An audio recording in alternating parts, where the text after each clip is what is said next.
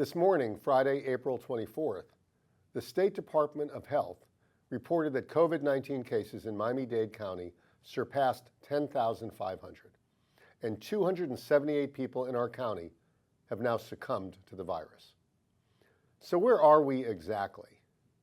Well, this chart reflects how many new COVID-19 cases are detected each day in Miami-Dade County. It seems clear that we have passed the peak. But as you can see in this chart, covering just the last 14 days, the fact that over 200 new cases were detected each day this week makes it clear that we are not out of the woods. Now, next week, you can expect some lessening of restrictions around parks and marinas and golf courses. This is not a slackening of social distancing, but rather an attempt to provide more opportunities for exercise. Parks will be open without team sports, and golf courses will allow only one person per golf cart. The point is, we have not reached a juncture where it makes sense to abandon social distancing. Now, I recognize some places are. Some states are moving fast, and I know our state would like to move quickly. But it is so important to understand that our county and community is Florida's hotspot. Our infections, our deaths, significantly outsize the rest of our state and most other states. Still, the discussion about a phased reopening needs to begin, as there must be clarity as to when and how we will commence. Today, I want to talk about that approach. First, we're not going to rush back to normal or follow an inflexible timeline that is not best practices. While some places may have the ability to rush back, we do not. Our city's normal is different. If we open that spigot, the volume of activity we attract will make it difficult to control. We attract millions to our hotels, our promenades and beaches, many from all over the world, all on a relatively little island. So we can't just flip a switch. Secondly, while we are certainly considering direction from DC and Tallahassee and the county, our city is unique, so that we have to also solicit advice from professionals who will focus on our challenges.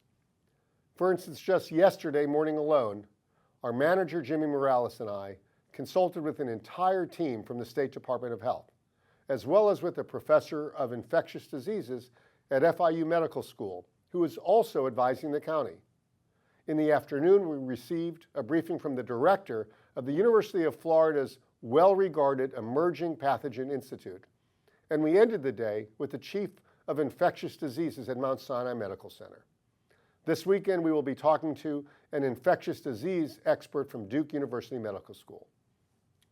The point is, while this pandemic has created monstrous economic peril to millions, it is at its root a healthcare crisis.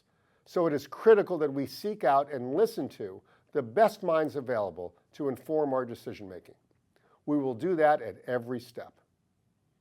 At the same time, we have been meeting with the business and hospitality community, hoteliers, restaurant owners, retailers, and groups advocating for them.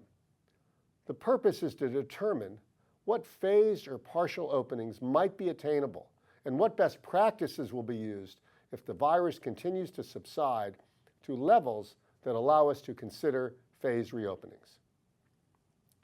So here is the state of play. Before we can take the step of reopening, some factors must become clear. First, the trajectory of the virus has to continue downward, and the presence of the virus has to be sufficiently diminished so it can be managed, which means, secondly, we can only really move towards loosening restrictions when we know we have the technical capacity and bandwidth to address an outbreak, which will likely happen no matter our best efforts. That is done through surveillance testing, contact tracing, and truly available and effective testing.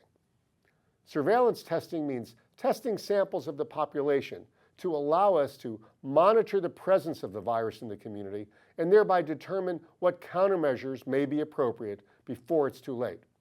Contact tracing, which is very labor intensive, gives us the chance to trace and monitor who has come into contact with infected people, enabling us to support efforts to quarantine and to prevent further spread.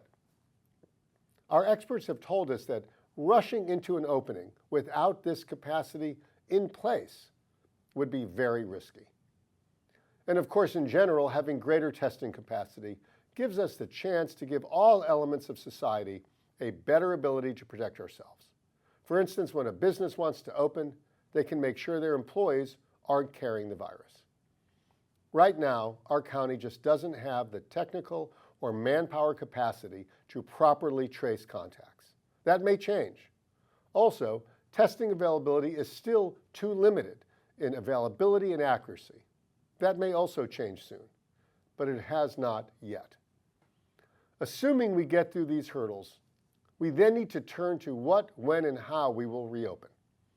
I believe the first phase of reopenings may be limited to some retail and restaurants, perhaps some museums with strict social distancing, perhaps with substantial capacity limits, maybe outdoor seating only and no car valets, and vigorous countermeasures like employee testing, constant sanitizing, and face coverings. Joe's may be reservation only to avoid the mosh pit effect. The next phases will be more difficult. If we seem to be managing phase one well, we will begin to look at partial hotel openings and other relaxing of standards. We may look to make our beaches partially available during restricted hours or for exercise only. Some things, however, will be very difficult. Large gatherings and venues will be further down the road. Fully opening beaches will be difficult for a while, as the volume of visitors is just too perilous. And we will have very exacting protections for our elder residents, well beyond those for everyone else. This is not to say we will never get back to the old normal. The greatest scientists and doctors in the world are today searching for vaccines and treatment options that make the diseases less prevalent or more treatable. But until then, we don't have much of a choice. The truth, even with the vigorous measures we have implemented, it is likely that 400 to 500 residents in our county will still succumb to this disease. If we had not sheltered at home and followed all the many restrictions, it is likely thousands more would have perished, just here in our own community. So we are not looking to rush in and gamble. We need to act deliberately, guided by medicine and science. To those suffering economic strain, I think you know this was necessary to save lives. But also know, one day in the not too distant future, this will be behind us. Till then, thanks for your patience and calm, and stay healthy and at home.